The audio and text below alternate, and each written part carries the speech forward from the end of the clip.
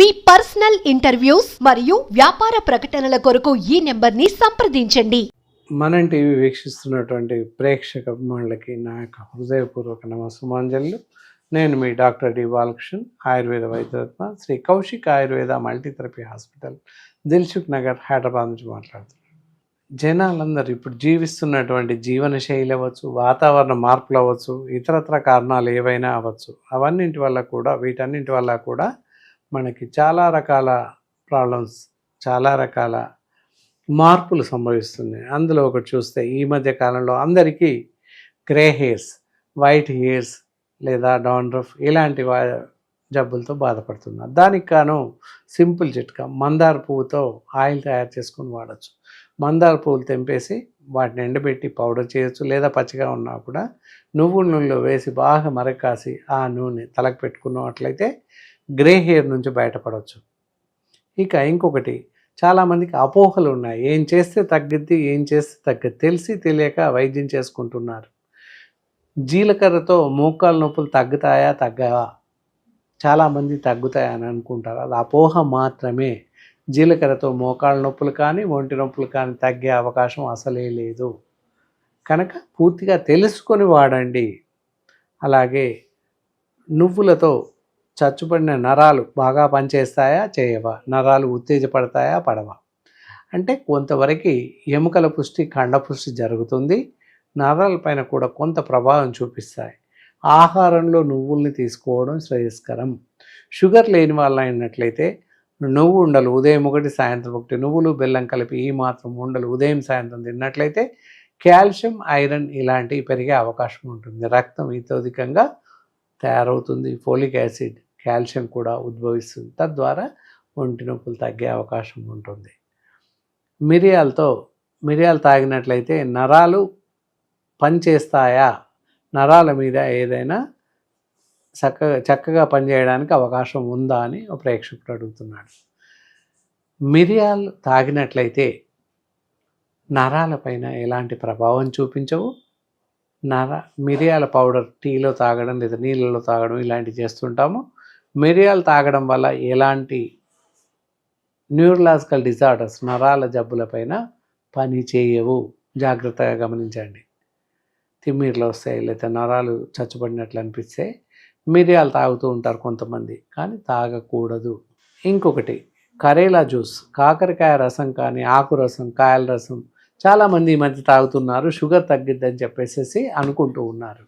మరి ఎంతవరకు నిజం? తగ్గుతుందా తగ్గదా అని చూస్తే కొంతమందిలో కొంతవరకు తగ్గుతుంది. అలా కాదు, ఒక 5-6 ఆకుల్ని తీసుకొని వాటిని పరిశుభ్రపరిచి కొంత ఎక్స్ట్రాక్ట్ కషాయంలాగా తయారు చేసుకొని, అంటే ఒక గ్లాస్ నీళ్లు వేసుకొని ఆకులది పసరు తీసేసుకొని ఒక గ్లాస్ నీళ్లు వేసి బాగా మరిగించేసి అరకప్పు అయ్యాక రోజు ఉదయం సాయంత్రం భోజనానికి ముందు తాగితే కొంతమందికి మాత్రమే మధుమేహం కంట్రోల్లో ఉంటుంది. అంతే తప్ప పూర్తిగా తగ్గుతుంది అని చెప్పడానికి లేదు.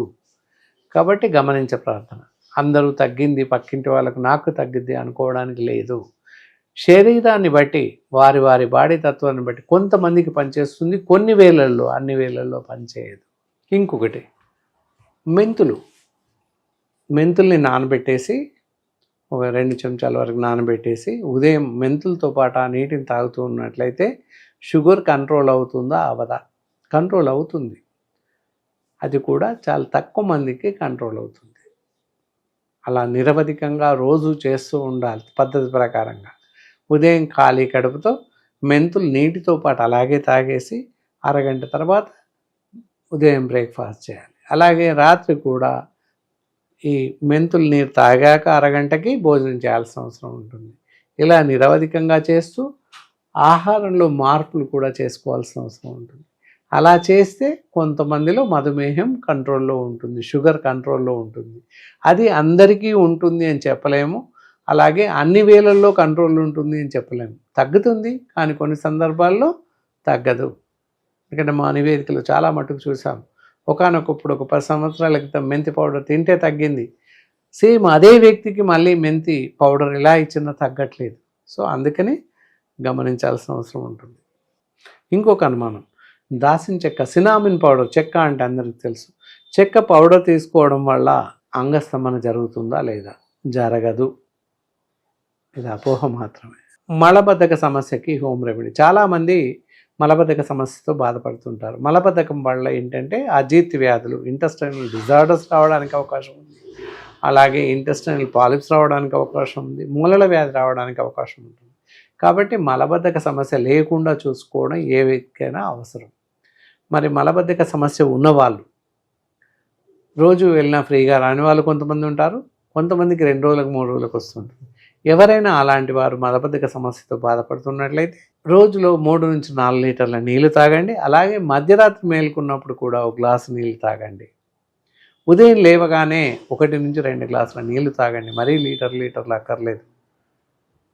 ఇలా చేస్తూ ఉన్నట్లయితే సాధారణంగా మలబద్ధక సమస్య తీరుతుంది. అయినప్పటికీ మలబద్ధకం అలాగే ఉండి సమస్య తీరనట్లయితే వంట ఆముదం దొరుకుతుంది. వంట ఆముదం ఒక 2 చెంచాలు రాత్రి తాగేసి పడుకోండి.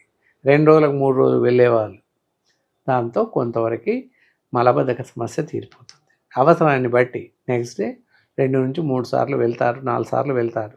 అయినప్పటికీ బెంబేలు పడాల్సిన అవసరం లేదు. కాస్త మజ్జిగ తాగితే శమిస్తుంది. అలా చూసుకొని 2 రోజులు ఒకసారి 3 రోజులు ఒకసారి ఆముదం తీసుకోండి. అప్పటికి సరిగా కంట్రోల్ కాలేదు, మన వల్ల కాలేదు అనుకుంటే తప్పనిసరిగా అలాంటి డాక్టర్స్ని సంప్రదించినట్లయితే మలబద్ధక సమస్య నివారణ కోసం సరైనటువంటి మందులు ఇచ్చే అవకాశం ఉంది. నల్ల మిరియాలు అందరికీ తెలుసు. దాంతో కంటి చూపు పెరుగుతుందా అని చెప్పేసి కొంతమందికి అనుమానం ఉంది, అపోహ ఉంది. కాకపోతే మిరియాలతో కంటి చూపు పెరిగే అవకాశం ఏమాత్రం లేదు. దయచేసి కంటి చూపు తగ్గుతున్న వాళ్ళు మిరియాలని వాడకండి. మిరియాలు ఒకటి గుర్తుపెట్టుకోండి, మిరియాలు వాడాలి అంటే యాసిడిటీ, కడుపులో మంట ఉన్న వాళ్ళకి పనిచేస్తుంది, చల్లతో తాగాలి. అలాగే జలుబు రొంప ఉన్న వాళ్ళు మిరియాల పాలు టీ తాగినట్లయితే పనిచేస్తుంది. ఇతరత్ర దేనికి మిరియాలు పనిచేయవు. బాగా గుర్తుపెట్టుకోండి. కంటి చూపుకు పనిచేసే అవకాశం అసలే లేదు. కాబట్టి మిరియాలు కంటి చూపు తగ్గుతున్న వాళ్ళు వాడకండి.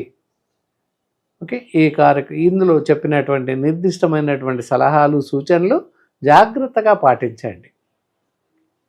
ఇందులో మీకు సరిగా పాటించలేని పరిస్థితి ఏదైనా ఏర్పడలైతే మా లాంటి అనుభవజ్ఞులైన ఆయుర్వేద వైద్యులను సంప్రదించండి. మీ సమస్యల్ని, మీ యొక్క అనుమానాల్ని పూర్తిగా నివృత్తి చేసుకోండి. మీ అనుమాన నివృత్తి కోసం, ఇతరత్ర సలహాల కోసం, మీ సమస్యల నివృత్తి కోసం స్క్రీన్ పైన మా నంబర్ స్క్రోల్ అవుతూ ఉంటుంది. మాతో నేరుగా సంప్రదించి మీ అపోహల్ని నివృత్తి చేసుకునే అవకాశం ఉంది. ఈ కార్యక్రమం మీకు నచ్చిందనే అనుకుంటున్నాను. మళ్ళీ మరో కార్యక్రమం ద్వారా మీ ముందుంటాను. సెలవు.